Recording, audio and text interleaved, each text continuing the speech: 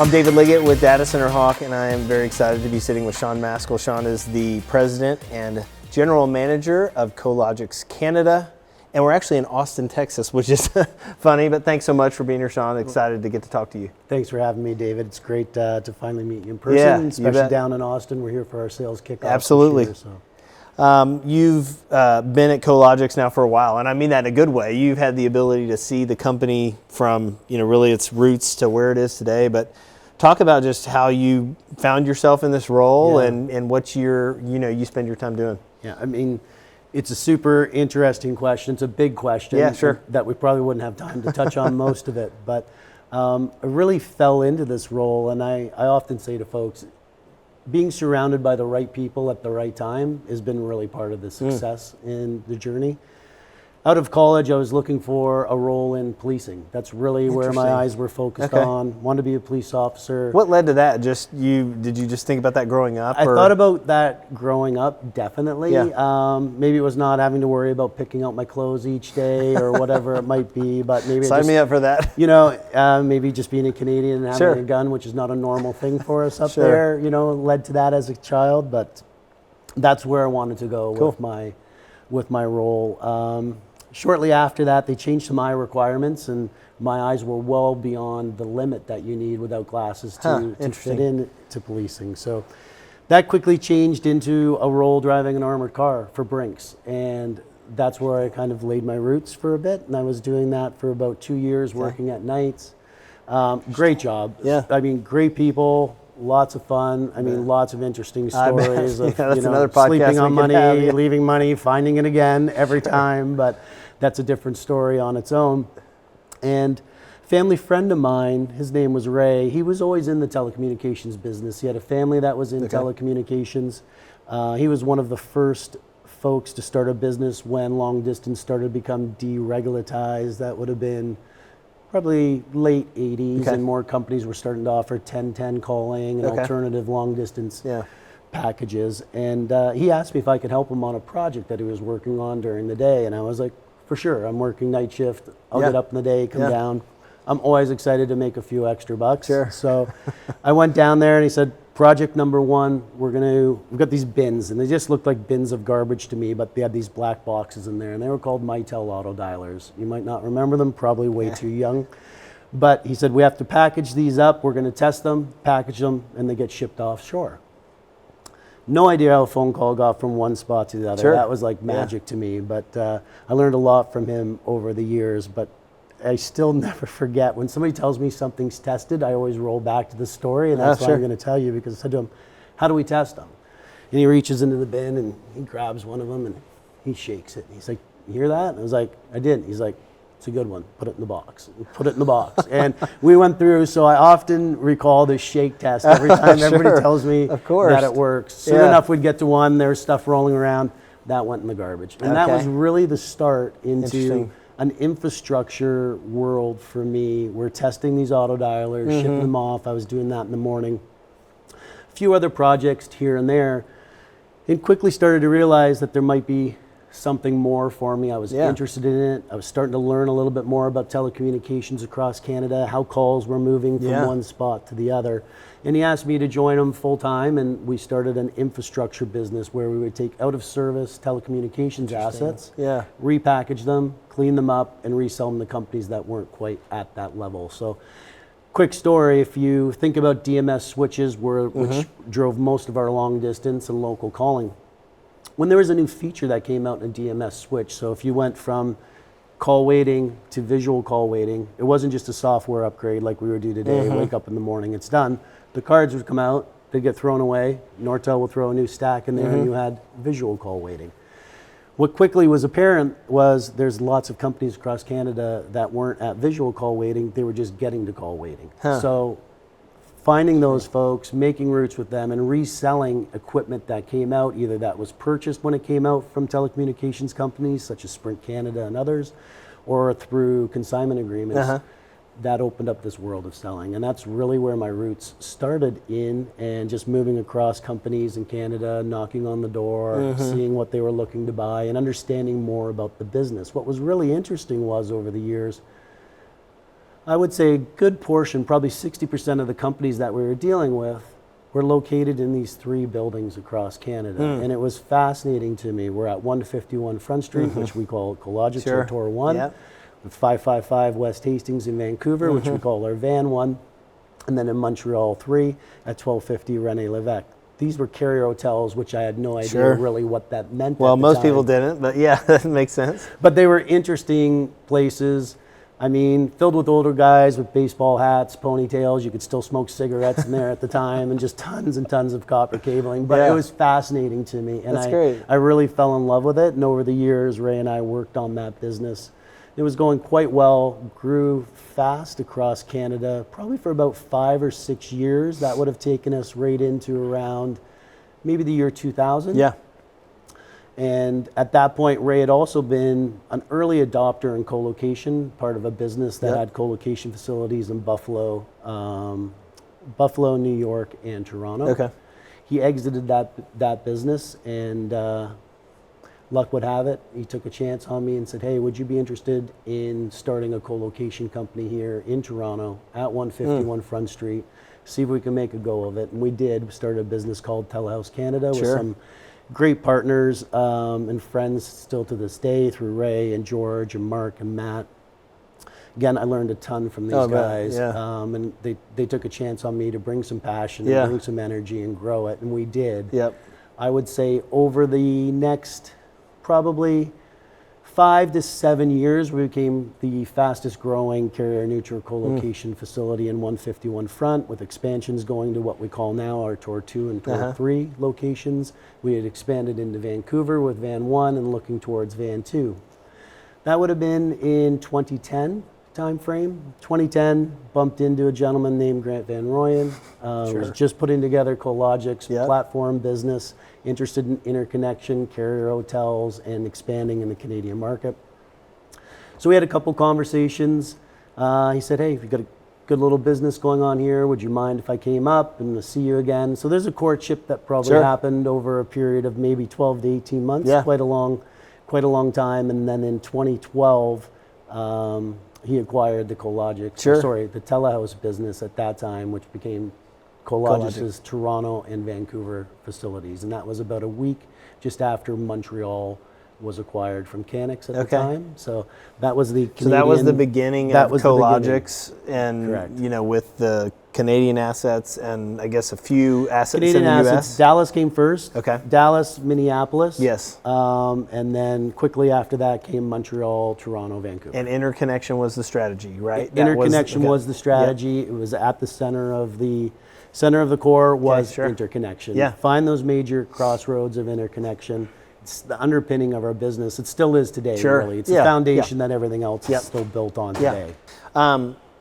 Okay, so that's when Cologix was really started and formed. Obviously, your focus has been growing the Canadian business, but talk about today, what the Canadian business is like. Like, obviously, it's more than just 3 or 4 facilities. So just talk about the growth that's happened and where the business is today. I think when I look at the Canadian business, you know, it's grown in different stages. And I think when Cologix was formed, stage 1, lock down the interconnection crossroads, find those buildings that were on top of the fiber. And that was the focus. Control them, Control them. Mission accomplished in Canada through our 3 major metros there in Vancouver, Toronto, and Montreal. So continue to grow those facilities was the focus over the years. How do we modernize where they were at? How do we get into a standard that Cologix was looking to have for reliability, you know, scalability? Because a lot of these facilities were somewhat underloved, maybe a bit underfunded. So when I think about my own organization, our first suite that we had in 151 Front was an old office. It had a small little data room, 4 open post racks. It had a 10-ton air conditioner and 40 kilowatt UPS. And we did make it work, but again, they really needed some love and some growth. Well, and I think that's, you know, I think that points out that was the time in the industry where a lot of, I think, carrier hotels that were being bought were old office buildings that sat in a strategic location. And the other, and I think too, colocation companies were realizing what the opportunity was and putting a standard around efficiency and design and mechanical and electrical systems. And once that got going, which sounded like it did, you know, it kind of birthed other facilities and customers coming in going, hey, this is a real business. Like these guys have their stuff together and we can put our infrastructure with them. Yeah, and I think the challenge with the carrier hotel locations, if there would have been unlimited space and, you know, a reasonable dollar per square foot to grow in those, they would have continued to keep growing today, and that ecosystem would have sat there. Those buildings just weren't designed for the growth that we saw. So I think stage one did an amazing job locking down those facilities. Stage two was to focus on those and ensure that we're increasing our carrier presence within those facilities. But we quickly realized, and the Canadian market started to develop enterprises that needed to be closer, right? Edge became sort of a buzzword, and how do people get closer, right? We had e-commerce was another buzzword that was running pretty fast and furious. So what that led to was an annex facility. How do we build an annex facility that's tied back to the carrier hotel that we can bring enterprises in, allow them to grow? So that led to what we have is Tor 2, which is about 2.8 kilometers away from Tor 1 in Toronto.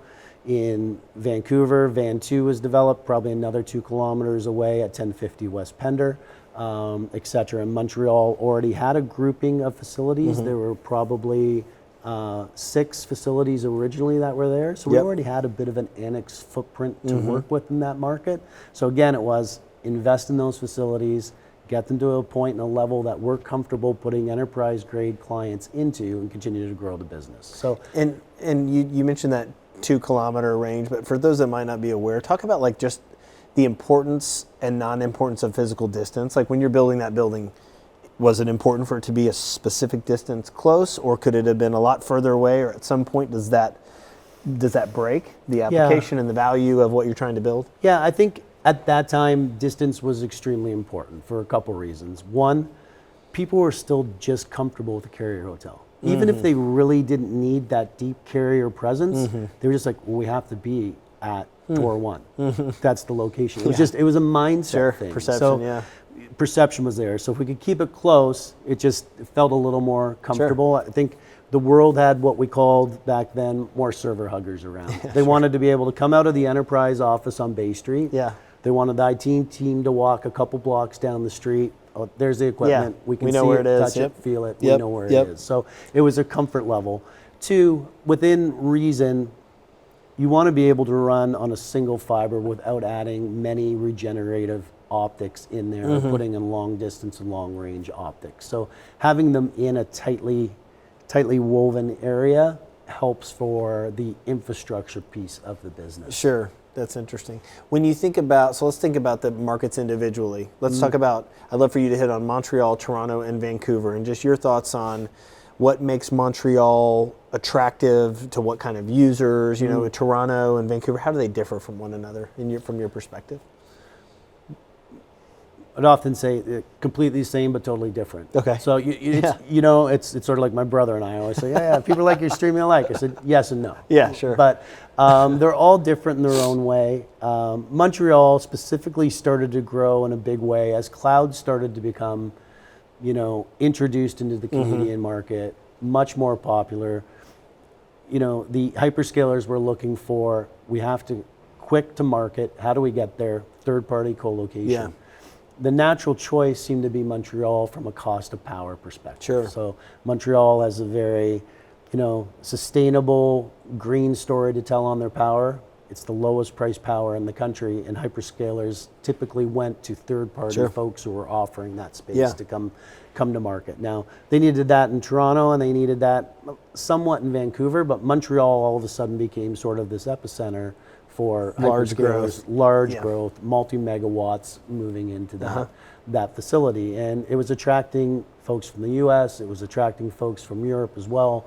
And the province of Quebec and Hydro-Quebec ran really great marketing, targeted marketing initiatives towards infrastructure, IT, telecommunications to be there. And they did a great job of that. So it sort of grew on its own naturally there. Toronto, a bit different. Toronto's more, I would say, of an enterprise market. We needed cloud, but it really Toronto's the hub of all things finance across Canada. So that was, insurance companies, banks, et cetera, that needed to be there. But they also wanted to be close to the cloud. You know, everyone was starting on this initial cloud journey, looking for ways to modernize their stack, looking for ways to save dollars. And to do that, being cloud adjacent or closely tethered to cloud on-ramps became extremely important. So Toronto grew that way, and Vancouver in the same. Not as fast as it did initially. The Toronto markets and the Vancouver market were quicker to grow and scale than Vancouver. It's interesting to see over the last 5 years how Vancouver has just become one of our fastest growing markets. Yeah, and I think that highlights the, you know, some of the changes with certainly the hyperscale groups and the type of demand that they have in the market and can deliver in a market. You know, to a market like Montreal, it means one thing. To a market like Vancouver means another. And sometimes the 30 megawatt deals that might go to Montreal are 8 megawatt deals that go to Vancouver starting. That's and then the market starts to mature from there. That's an interesting. Yeah. What do you think from your view of Canada, you know, across the board? What do you think are some of the challenges that the market faces as a whole? And it might be, hey, this market has this issue, or this one has this one, or it's across the region. But from your standpoint, what do you think are the challenges that the region faces? Yeah, I mean, there's probably numerous, but to highlight on a few, data sovereignty has become a really important part of the Canadian business and who deploys there. Canadian companies are looking for content to remain in Canada, but we're also seeing U.S. companies, you know, European companies, global organizations that are looking to also place their Canadian delivery systems within Canada. One, to lower latency, or two, they may have data sovereignty requirements as well that need to sit in there. So the challenge with that typically has been the crossroads of interconnection that run across Canada, for the most part, have always dipped down into the US and come back up. So if you were to leave Toronto, the easiest route would have been to go down through the US, across the US, and then back up on the West Coast into Vancouver. So there's not a really robust system. That's been changing, and there's been lots of great strides to add capacity across there. So we've worked really hard to ensure that we can connect our Canadian markets and keep those interconnections sovereign in the Canadian, on Canadian soil, as well as adding sovereign routes that come in from Europe that land in Halifax and then move west into Canada. And quite recently, over the last 3 years, our acquisition of a building in Vancouver, which we call Van 4, has the first subsea cable that lands in Canada that comes directly from Japan. So, I mean, that will be also a new route that's going to be starting to light up, and that will connect Asia Pac directly into Canada without touching any other U.S. soil. So pretty exciting there. So that was definitely a big challenge, and one that we see folks looking at. I think two is Canada is a very large country with really 3 major metros, Montreal, Toronto, and Vancouver. Big challenge for us has been, how do we continue to keep up with the growth? You know, over the years, real estate prices continue to climb, land becomes harder to find, interconnection in the ground to tether those facilities has also become maybe more scarce, and I don't want to use scarce as maybe is not the right word, but those who control that have been more protective over their asset. They understand the value more so than what they did before with fiber in the ground. So, you know, we need to stay true to our underpinnings of carrier neutral, large interconnection facilities tethered to secondary markets that are connecting, one, to annex facilities that we're putting enterprise grade customers in that need to connect to cloud on-ramps. But then through the acquisition, and a big changer for us in Canada was the acquisition of Cologix in Montreal in late 2018, early 2019, and that put us into what I would consider a multi-megawatt data center provider. So, you know, at that point, our business went in 2 directions, working still in tandem, but we have what we would consider our edge side, which we would put in our enterprises and other folks, and then our Cologix business, which would be that 1 megawatt and higher deal that would live in those 2 facilities. Yeah, it's really a unique product offering, and what I mean by that is not many companies have been able to offer solutions at both ends. because they might not have the history or didn't make the acquisition. And some of this is opportunistic, right? You could acquire a wholesale or a larger provider, and so it launches you into another business, where other groups have just chosen to focus on bigger companies, Right. So talk about just, and I know you did just a second ago, but I'd love for you to expand on it, the value of having the offering at both the interconnection level and the larger level. Yeah. I think we're stronger at an organization because we're offering sort of a full start to finish solution. Yep. Right? So we've got hyperscalers that can come in and deploy their workloads that need to be closer to the folks that are consuming that. And we also have those facilities in line and network. So when you think about cloud on-ramps in Canada, and maybe slightly over today, but over 75% of every cloud on-ramp lives within a Cologix facility across Canada. So interesting. Super proud number to throw out. But what that does is it attracts the hyperscalers to deliver more cloud on-ramps. AWS is just deploying a new node with us in Vancouver on the West Coast. But that attracts that ecosystem that needs to be around that cloud on-ramp. So carriers need to be close to that, financial customers, government clients, the enterprises need to be there. I often say, when you're looking to deploy your cloud strategy and modernization, Cologix enables you to be cloud adjacent. And once you become cloud adjacent, there's three big factors that I like to say happen. One, you're able to reduce your cost. You've got lots of choice. You're adjacent to those clouds to be able to pick that. You can use software-defined interconnection strategies that we offer through a Cologix Assets Marketplace that allow you to deliver one connection or a redundant connection to our platform and have a multi-cloud offering that you can control through a single pane of glass. Two, it reduces the latency because we're actually putting you directly beside the cloud. When you think about latency specifically on cloud applications, it's become even more important to provide either those folks that are participating in the cloud, that are either delivering the content, or those that are using it.